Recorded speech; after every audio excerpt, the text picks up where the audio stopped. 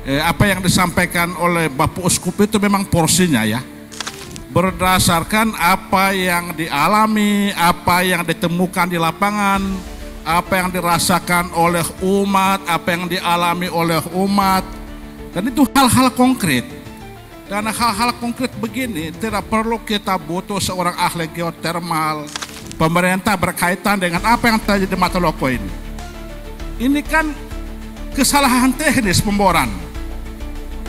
Tapi kan kami tidak bisa ngomong bahwa itu kesalahan teknis. Itu bukan tanggung jawab kami, bukan tanggung jawab gereja. Tapi itu tanggung jawab perusahaan, tanggung jawab PLN, tanggung jawab pemerintah. Dan listrik yang mati hidup tiap hari ada di Flores. Dan anak cucu besok-besok tidak mungkin butuh batu bara. Tapi butuh 3. Panas bumi yang di bawah, matahari yang di atas, dan angin. Begitu saya punya kakak adik maki-maki saya dari sana kemarin di Mataloko, saya langsung pergi maki saya punya adik Bahlil. Saya bilang, Cuki Bebe, kau bantu saya dulu. Saya punya uskup sudah tidak setuju. Tidak setuju bukan panas bumi, tidak setuju dengan kontraktor, dengan pelaksanaan kamu.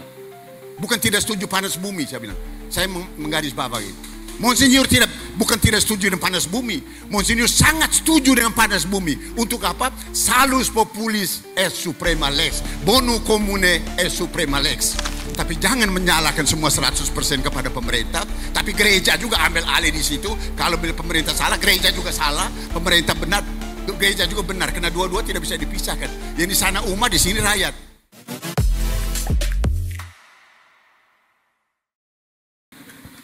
Waduh, saya bingung, karena ini on the spot ya, Bapak Uskup tidak ada, ini harusnya Pater Kristo, Romo Kristo mari sini, jangan malu-malu, mari sini, Anda bertanggung jawab, karena ini JPIC, kalau saya guru, ya, saya guru, jadi gini Pater Kristo, jadi kebetulan begini Bapak Ibu, Suster, semuanya duduk di sana. Yang paling pantas saya biar berdiri. Nah, tidak layak saya duduk. Mari. Jadi gini, Bapak Ibu, para suster, hari ini kebetulan Bapak Uskup dipanggil oleh Keduta Vatikan. Mungkin mau jadi ini kardinal mungkin ya kita. Reba itu tidak, reba biasanya menghasilkan sesuatu ya. Baik, itu mungkin berkatnya reba. Kita tidak tahu apa yang akan terjadi. Que sera, whatever will be. Kalau saya dari perspektif pribadi yang juga orang gereja juga ya. Kita semua orang gereja. Gereja adalah kita semua. Saya hanya bisa mengatakan segala sesuatu Allah melihat baik adanya. Ya. Karena yang dibicarakan tadi semua nilai-nilai yang luhur, nilai-nilai yang baik adanya. Jadi saya tidak perlu mengulang lagi. Nah, yang perlu kita lihat bahwa reba itu kan di satu pihak. Kalau orang Jerman mengatakan ada yang disebut das Sein dengan das Sollen ya. Das Sein itu realitas yang kita hadapi. Das Sollen itu kan segala sesuatu yang seharusnya ya, yang ideal terjadi.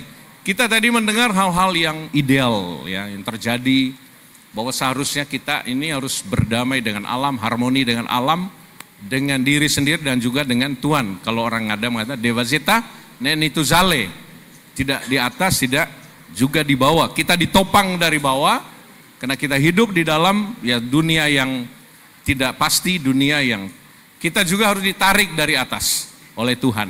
Nah, itu sebetulnya filosofi. Cuman pertanyaan yang mendasar sebetulnya yang kita ingin mau dengar dari Bapak Uskup. Tadi Pak Yosep sudah juga menyinggung bahwa kita ada persoalan-persoalan yang muncul di dalam itu ya. Di balik segala hal yang indah ini, ada hal mendasar dan satu pesan bahwa reba ini selalu mendatangkan kan harmoni ya. Kita pasti selalu ada jalan keluar. Tidak ada jalan buntu kita mengenal. Selalu ada jalan keluar. Kita tahu bahwa kita menghendaki ada orang bilang salus populi suprema lex itu ya.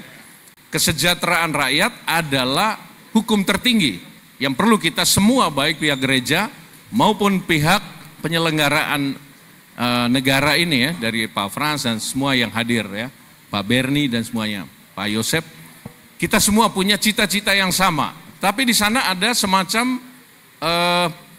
ya selalu ada titik yang tidak sambung di situ ya. Kita menghendaki.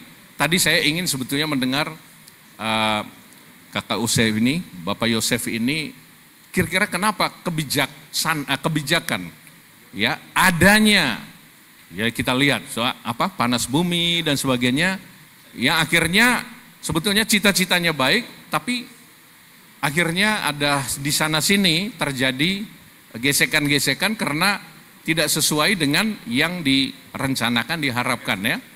Nah, jadi ada suatu yang disharmoni akhirnya terjadi. Sebetulnya dari pihak gereja, ya kita mau dengan dokumen Laudato Si katakan ya, supaya lingkungan hidup tetap terjaga, ya bukan soal lingkungan hidup, tapi yang paling penting hidup manusia ini, keberlangsungan hidup manusia. Nah itu sebetulnya nilai yang diperjuangkan oleh Reba. Kalau tadi ada Sudu, itu sebetulnya mau mengatakan apa? Hidup ini adalah perjuangan. Orang ada hidup dari perjuangan, karena ini sebuah perjalanan sampai, dan sekarang kita lagi-lagi merenungkan perjuangan itu. Kita sedang berjuang sekarang. Di satu pihak mau hidup sejahtera, mau tidak mau harus kreatif, transformatif, eksploitasi alam yang ada, karena alam kita kaya.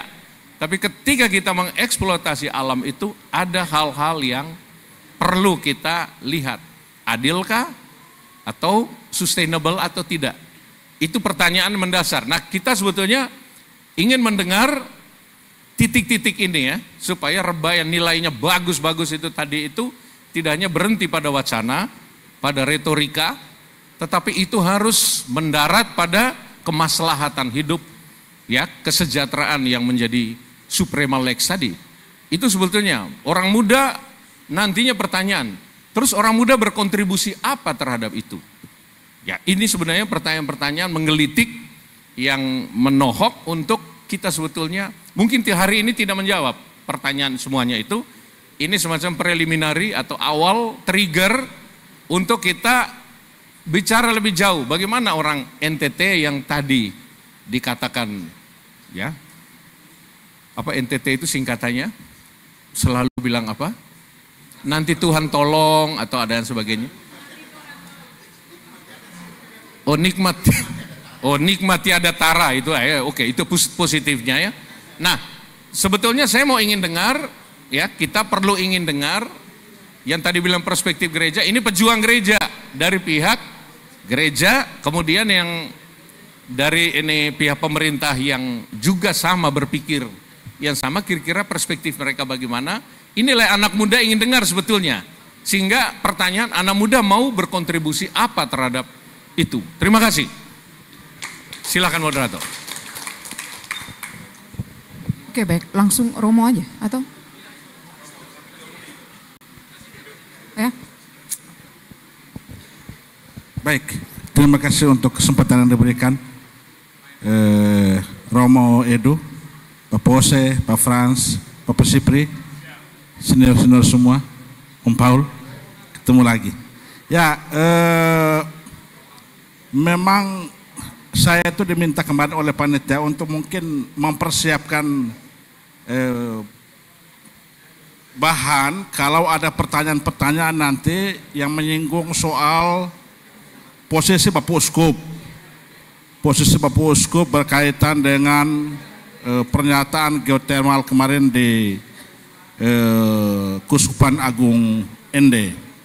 Nah, sejauh yang saya ikuti, apa yang disampaikan oleh Bapak Uskup itu memang porsinya ya. Sebagai seorang gembala, sebagai seorang pemimpin gereja, itu porsinya Bapak Uskup untuk menyampaikan berdasarkan apa yang dialami, apa yang ditemukan di lapangan, apa yang dirasakan oleh umat, apa yang dialami oleh umat, dan itu hal-hal konkret. Dan hal-hal konkret begini tidak perlu kita butuh seorang ahli geotermal, kita tidak butuh seorang ahli lingkungan yang hebat sekali. tapi hal-hal yang memang real terjadi di lapangan. Nah, berkaitan dengan hal-hal yang real begini, yang dialami oleh umat, maka Bapak Uskup sebagai seorang gembala, dia punya tanggung jawab untuk menyampaikan sebagai seruan pastoral. Sebagai seruan pastoral. Ya, lalu kemudian itu menjadi pro dan kontra, ya tidak ada masalah. Sama seperti Paus Fransiskus, dia mengeluarkan itu ensiklik Laudato Si. Itu pro dan kontra, tidak semua diterima oleh para pemimpin dunia. Tapi itu tanggung jawab dia sebagai seorang pemimpin gereja.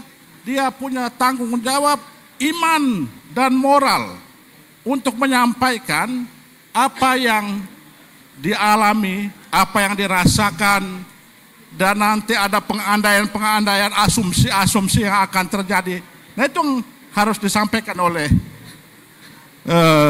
gereja, dan dalam hal ini disampaikan oleh Bapak Uskup. Saya pikir hal-hal yang terjadi di Matuloko, di Sukorea itu hal-hal yang nyata terjadi, ada.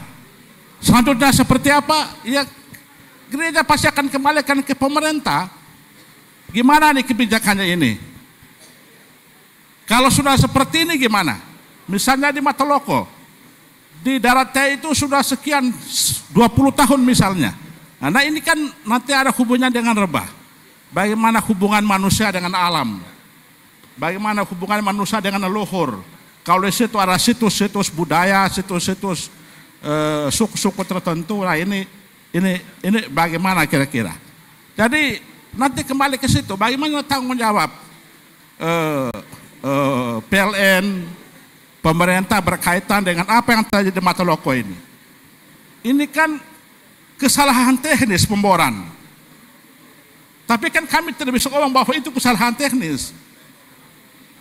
Itu bukan tanggung jawab kami, bukan tanggung jawab gereja.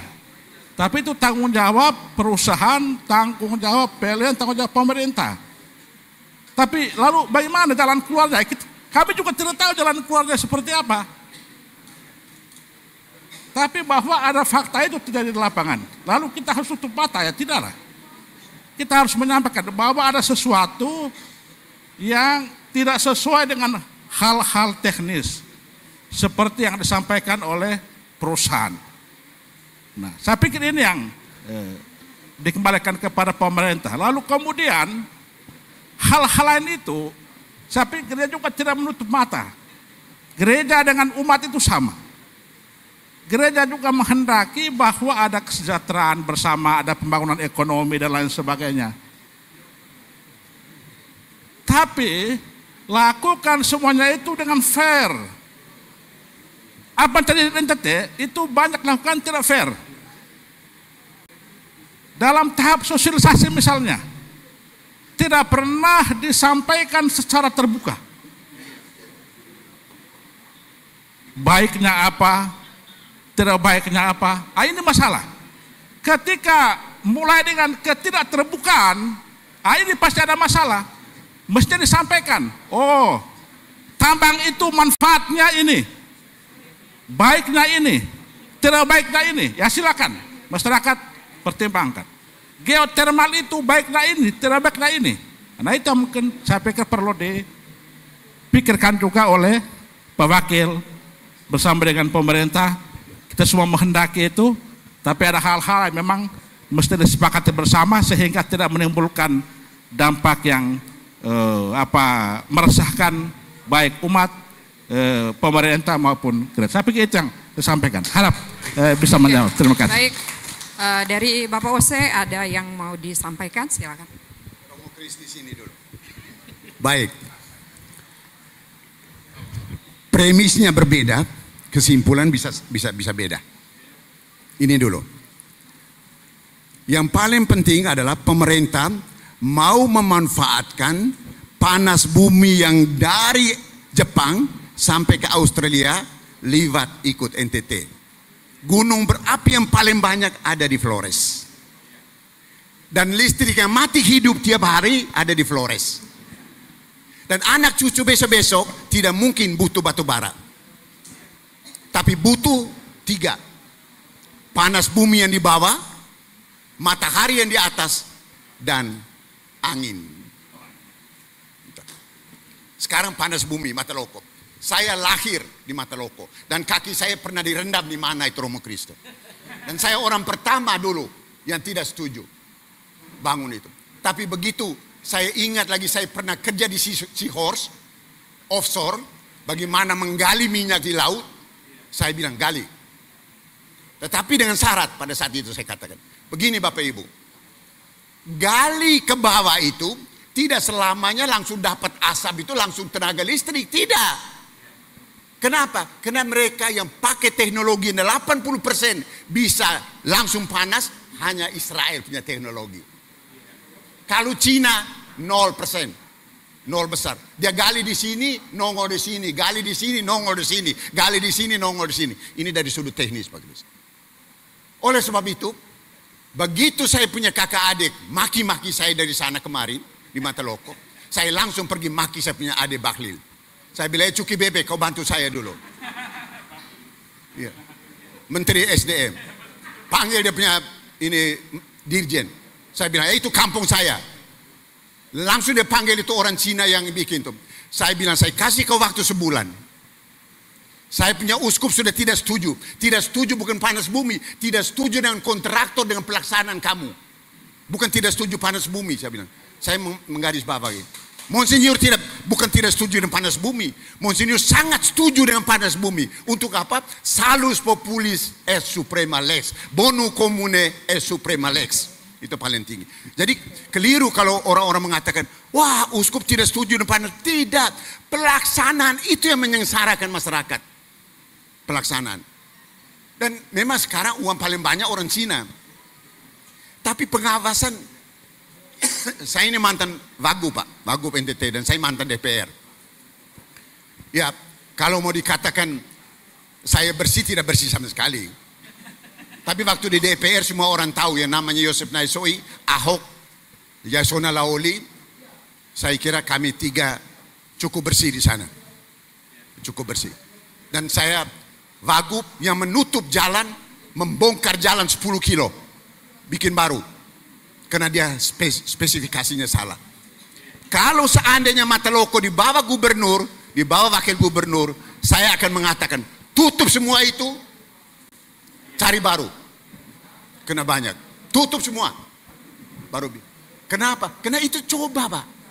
Gali di kampung Zelevogona, di Nuwa kita, Keselauna, gali hanya keluar asap. Panasnya belum dapat. Gali lagi sebelah bawah. Ini langsung dia akan kayak macam lapindo. Nanti dia masuk ke sana, dia keluar lagi di sana. Oleh sebab itu saya mengusulkan begini. Oke, lu ambil teknologi dari Israel. Jangan ambil dari Cina. Oke, kita tidak ada hubungan diplomatik. Caranya bagaimana? Masuk ikut pintu dia, keluar ikut pintu kita. Bikin minta Israel, bilang ini NTT yang minta, karena NTT itu adalah semuanya Kristen, pakai mereknya Jerman.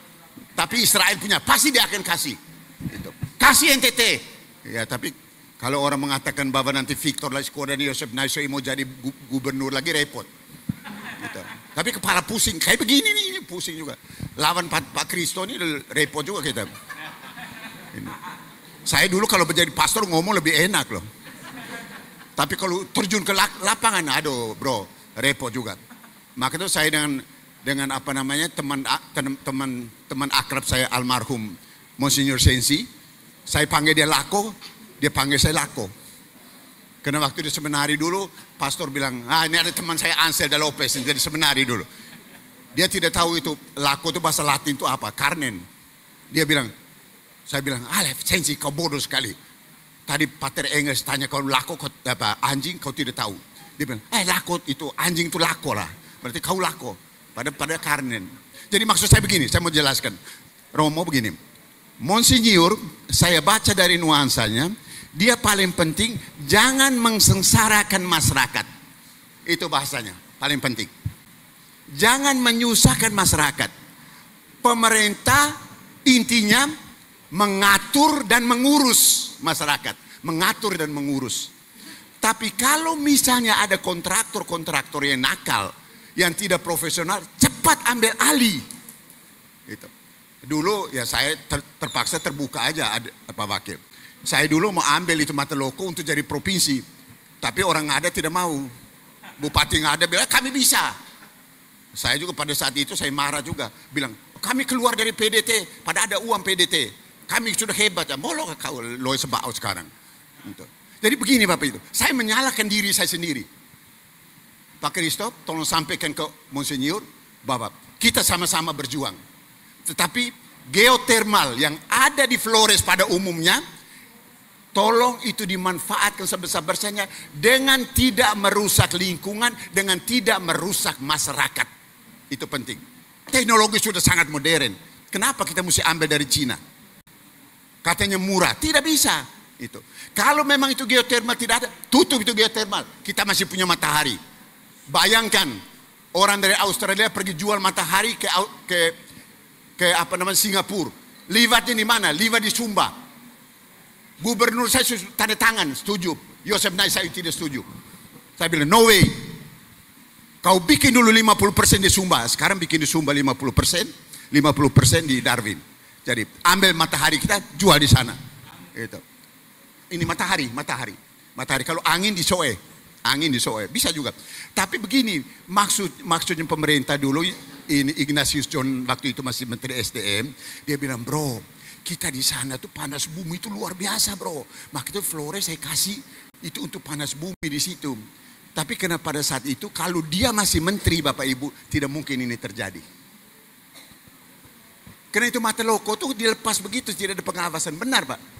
Kami pemerintah juga yang salah, harus mengaku. Saya punya prinsip, fortirter in re, suaviter in mondo. Tegas pada masalahnya tapi ramah pada caranya. Gitu. Kalau kita salah, bilang salah. Gitu. Kalau kita benar, ya kita benar. Kalau di dalam Muslim, namanya kuli hak walau kana muran. Katakan benar itu benar, katakan salah itu salah walaupun pahit rasanya. Romo Kristo, mari kita bersama-sama. Tapi jangan menyalahkan semua 100% kepada pemerintah. Tapi gereja juga ambil alih di situ. Kalau pemerintah salah, gereja juga salah. Pemerintah benar, gereja juga benar. Karena dua-dua tidak bisa dipisahkan. Yang di sana umat, di sini rakyat. Jadi mari kita kolaborasi. Mari kita kolaborasi. Mari kita sinkronisasi, serasi, selaras dan seimbang. Tapi saya setuju dengan Monsinyur 1000% bahwa panas bumi Mataloko itu harus dievaluasi secara total. Apakah itu mau tutup atau mau terus, tapi tidak boleh merusak masyarakat dan tidak boleh merusak lingkungan. Itu paling penting. Terima kasih. Ya.